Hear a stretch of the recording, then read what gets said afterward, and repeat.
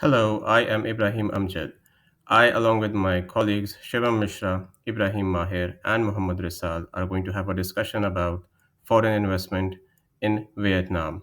To begin with, I would like to touch upon important aspects of the economic factors that, along with my colleagues, will help in answering the question why choose Vietnam for your next investment? So, the question why choose Vietnam for your next investment? Vietnam is currently listed among the top 25 global economies. It has a strategic location in the Southeast Asia with access to the South China Sea. It is among the top destination for FDI due to pro-investment policies. It is the key beneficiary of the China Plus One policy. I would like to shed a little bit of light on the China Plus One policy and what it means. The China Plus One policy means that a lot of manufacturers head towards China for their manufacturing plants, for their industry, but China is getting overcrowded. China is having a labor shortage as well. And the main thing is wages in China are rising. Well, on the other hand, in Vietnam, it has a lot of manufacturing potential and a highly young and skilled population with which and they do not demand high wages. So that is how Vietnam benefits from this China Plus One policy that manufacturers are going into Vietnam to set up their manufacturing plants, to set up their industries, and that is how Vietnam is benefiting from the China Plus One policy. Along with this, its global integration into the trade markets is very good, and that provides a very convenient layout for manufacturers to choose Vietnam as their next destination for setting up their companies, setting up their factories, and their industries.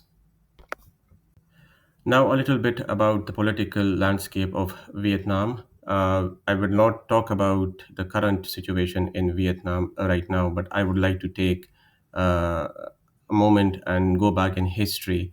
We all are aware that Vietnam experienced war from 1955 to 1975.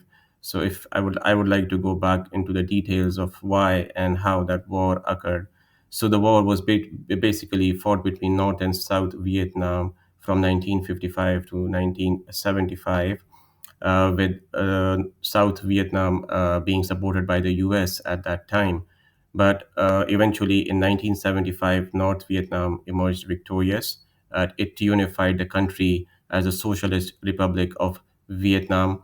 With that, the country started working towards uh, shaping up its political landscape, which included all the economic factors, trade, its GDP, and it started working towards that.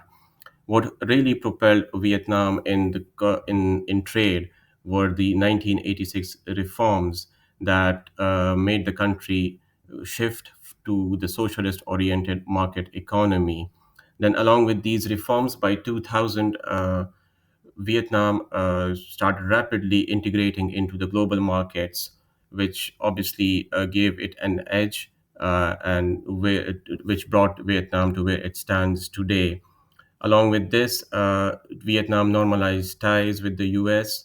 It integrated into the World Trade Organization. It joined the World Trade Organization in 2007, which opened other markets, especially the EU, Asia, which helped Vietnam achieve its economic targets.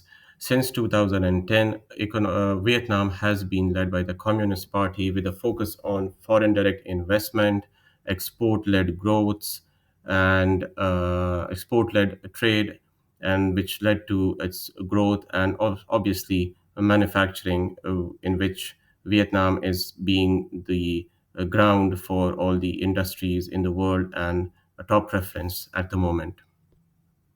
So, to speak politically, Vietnam is quite stable at the moment. Yes, with a little bit of corruption going on and some hiccups here and there. Otherwise, Vietnam proves to be stable for investment. But just a general country overview and how what its global impact is as of today, 2025. I'd like to delve into a little bit of details that will help the investors in deciding whether to invest in Vietnam for their factories or manufacturing or industry or in the service industry. So, just a little bit of details about the important factors, which will be that the population of Vietnam as of 2025 stands at 101.6 million.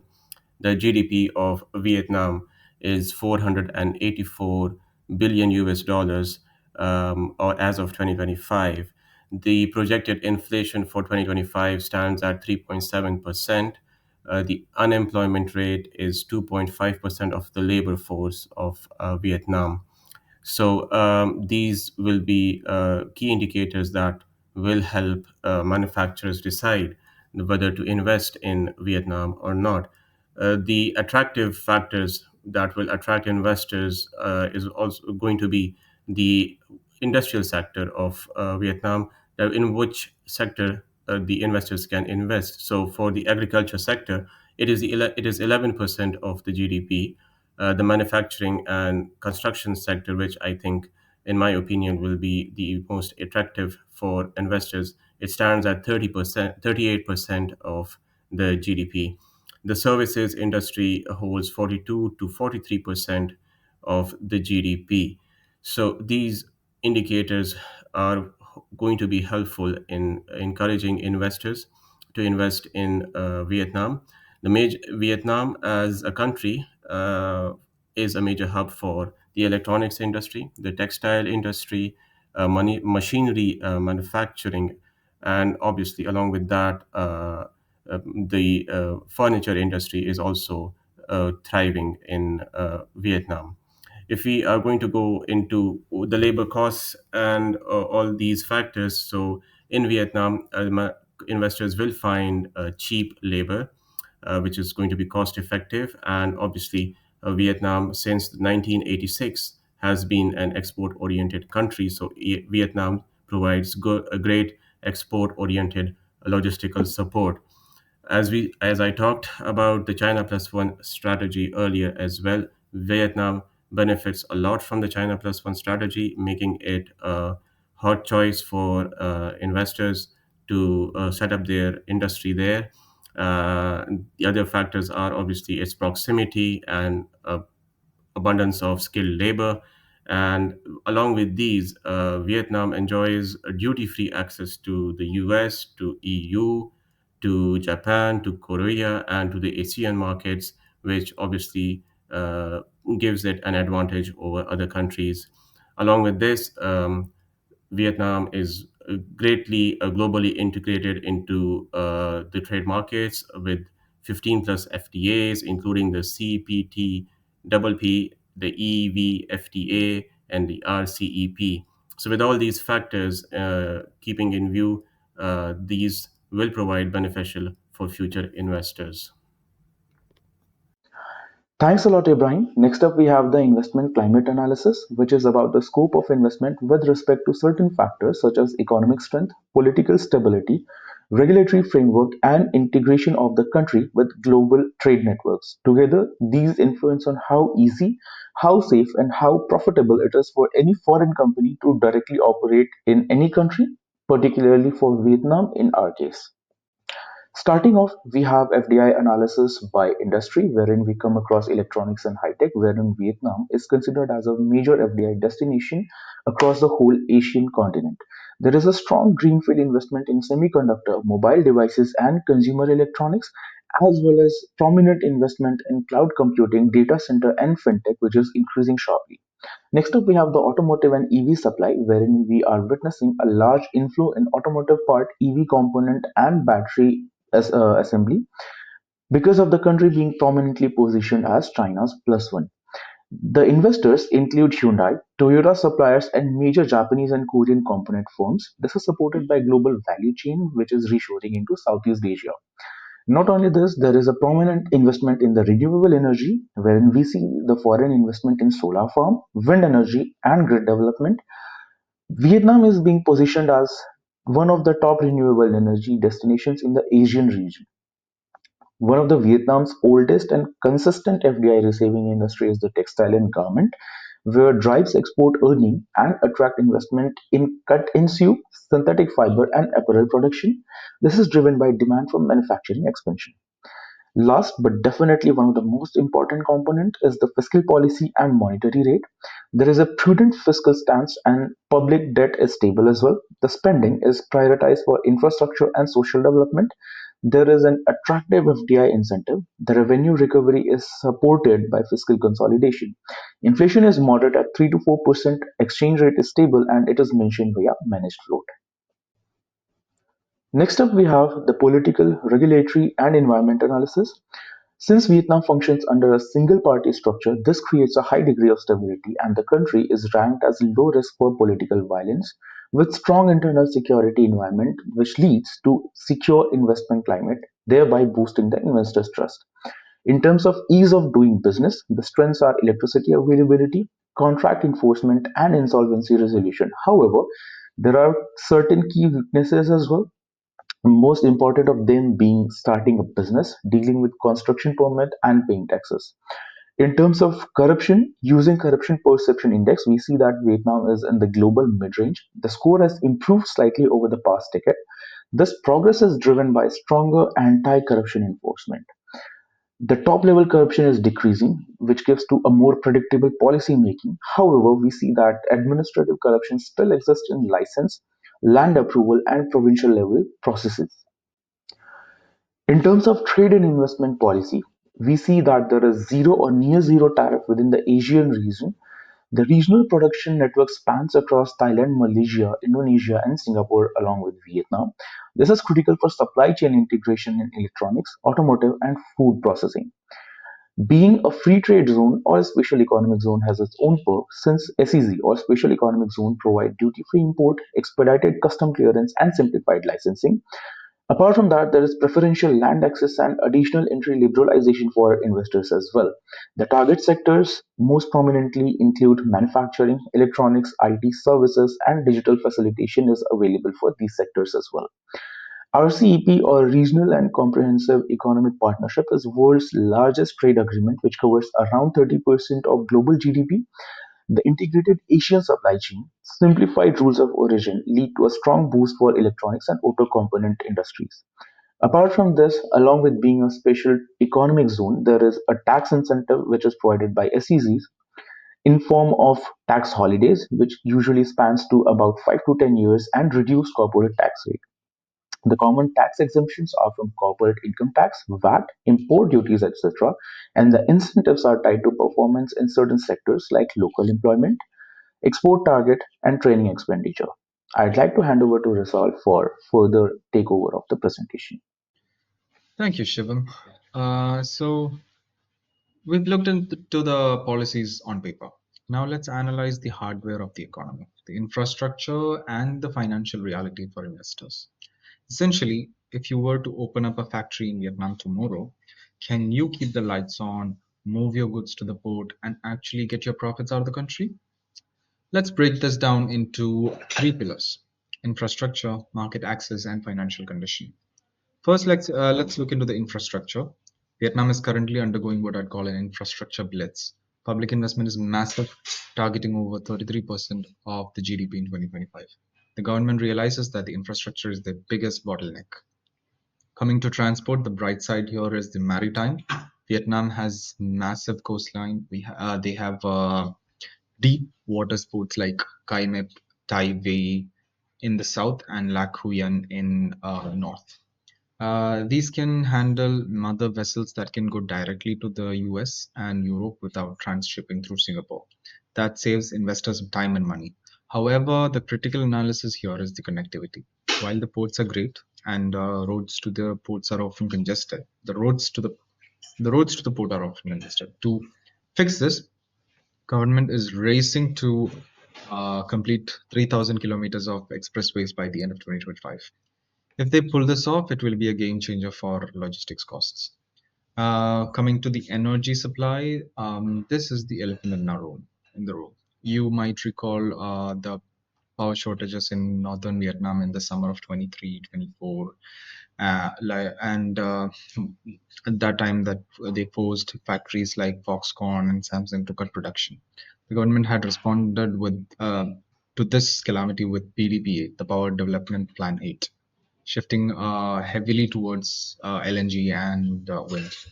The ambition here is to double capacity, but for foreign investors, energy reliability remains a short-term risk that we have to acknowledge. Coming to the digital side, on the digital front, Vietnam is ahead of many peers. 5G is rolling out into the industrial zones, which is critical for smart manufacturing investors um, that we are trying to attract. Now, moving on to market access and consumer base. Um, the market itself, for a long time, investors saw Vietnam only as a factory place to make things to sell elsewhere. That narrative has changed. Vietnam is now a place to sell things. For the demographics, we are looking into people of over 101 million. The middle class is fastest growing in the Southeast Asia, expected to hit at least 26% of the population by 26. Um, why does this matter? Because these customers are moving beyond buying just rice and basic necessities. They are buying electronics, fashion, and services. E-commerce grew by over 25% last year. Now, coming to regional access, it's also crucial to view Vietnam as a gateway.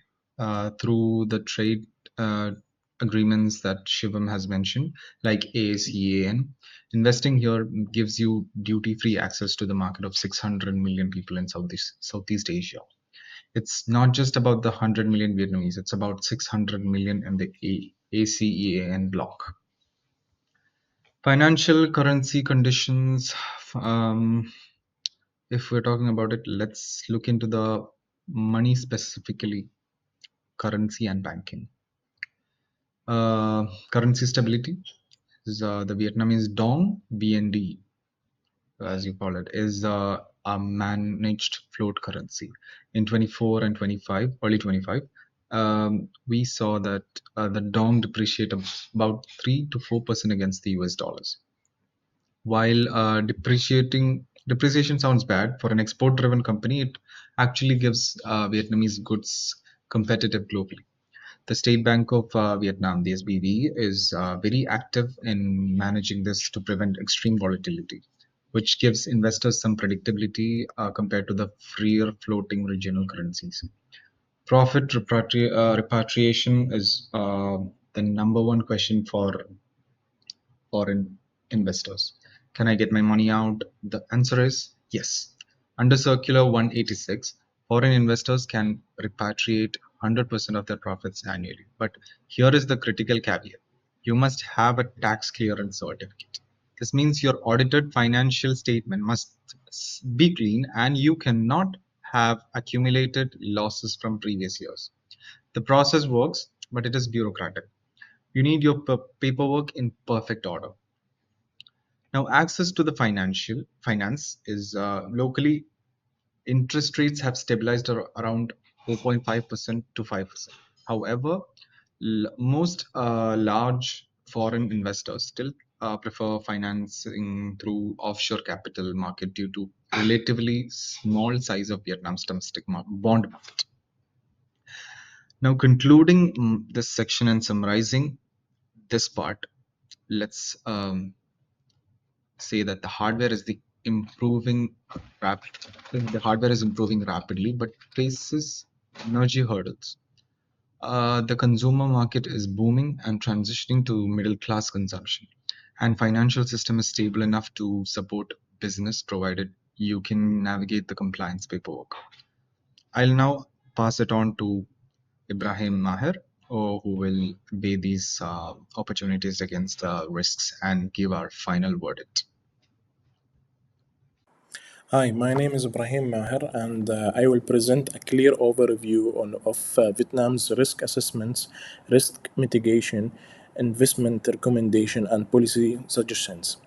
Vietnam is one of the fast-growing economies in Asia, but it also has some challenges that investors should understand.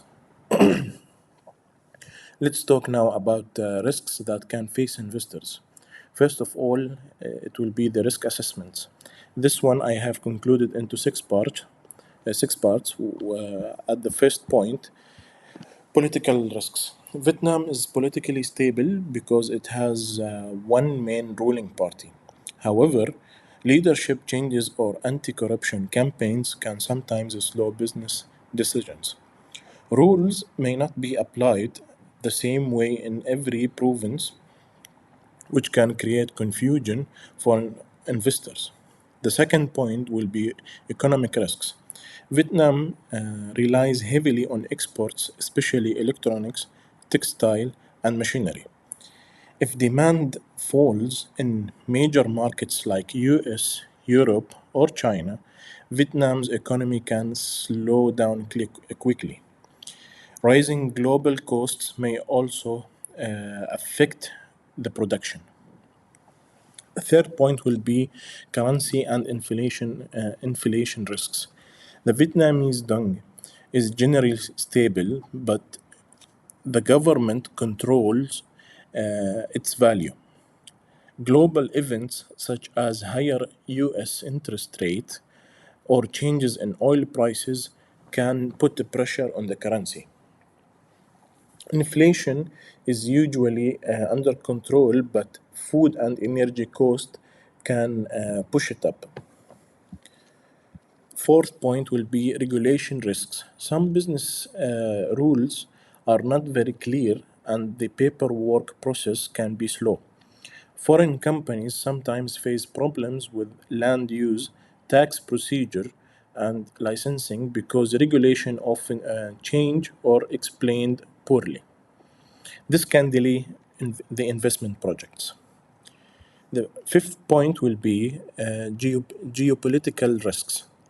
Vietnam has maritime dispute in the South China Sea. Any tension with China, which is the Vietnam's largest trading partner, may affect supply chain, shipping routes, and investor confidence. At the end, environmental and climate risks. Vietnam is one of the countries most affected by climate change. Floods, storms, droughts, and rising sea levels threaten farms, roads, and factories. The Mekong Delta, which produce a large share of Vietnam floods, is especially at risk. Moving to the second point, which is risk mitigation strategies. At the first main point, it will be the diversify locations. Companies should avoid placing all operation in one city. Spreading activities across Hanoi, Da Nang, Ho Chi Minh City, and other regions reduce unexpected disruption. Some companies can even combine Vietnam with nearby ASEAN countries for extra security.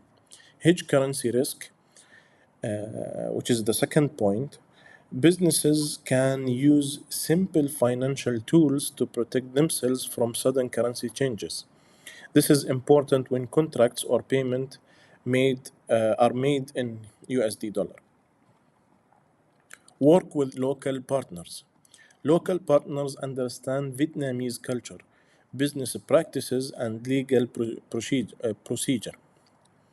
Joint ventures can help companies enter the market faster and avoid mistakes.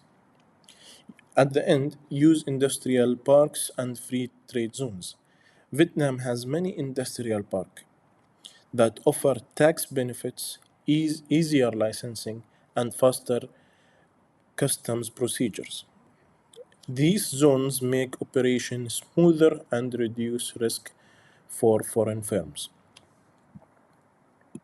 Now, moving to the recommendations, I can say that you can invest but with caution.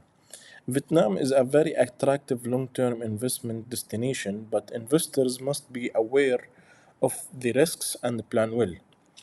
So here I will talk about the top three reasons to invest and three reasons for caution. So why it is good to invest? Number one, strong economic growth and strong connection to global supply chain. Two, a young, skilled, and affordable workforce that attracts manufacturing and technology companies. Three, a great location in ASEAN and strong trade agreements such as CPTPP and RCEP. Now, moving to the caution, it will be complicated business rules and inconsistent regulation, heavily dependence on exports, which makes the economy sensitive to global changes. At the end, geopolitical tensions and climate risks that may affect long term operations. Overall, I can say that Vietnam is a long term option for manufacturing, technology, and consumers markets.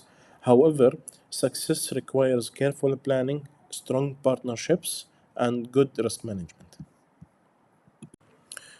Now, before ending this presentation, let's talk about the policy recommendation for Vietnam. At the beginning, improve laws and transparency. Make rules clearer, simpler, and consistent in all provinces. Speed up businesses. Speed up businesses registrations, tax processes, and licensing. That makes more transparency and it will attract a higher quality foreign investors. So the second point will be strength anti-corruption efforts. Anti-corruption is important, but it should be predictable and not slow government operations. Clear guidelines can help businesses feel more confident as well. The third point will be develop infrastructure in new cities. So build better roads, ports, airports, and power supply in Da Nang, Can Ho, Hai Phong, and other growing cities will reduce pressure on Hanoi and Ho Chi Minh City and support balanced growth. Improve the education and skills training, increase training engineering and technical skills along with the English language. It will build a strong cooperation between schools and company, and that also will help in create a job ready workforce. At the end, support renewable energy, invest more in solar, wind, and clean energy to avoid any electricity shortages. Clean energy also will help attract environmentally responsible companies. In the end, Vietnam is becoming one of the most dynamic economies in Asia. Over the past 30 years, it has moved from a closed economy to an open and competitive one. Our team analysis shows that Vietnam offers many opportunities for investors, especially in manufacturing, technology, and the consumer market. However, Vietnam also faces some challenges such as unclear regulation, export dependence, and climate related problems. Because of this, the best approach is to invest carefully, understand the risks, and build a strong partnerships inside the country. Looking to the future, Vietnam has a great potential with better infrastructure, stronger education, and more transparent rules. Vietnam can become one of the top investment destinations in the region. Thank you so much.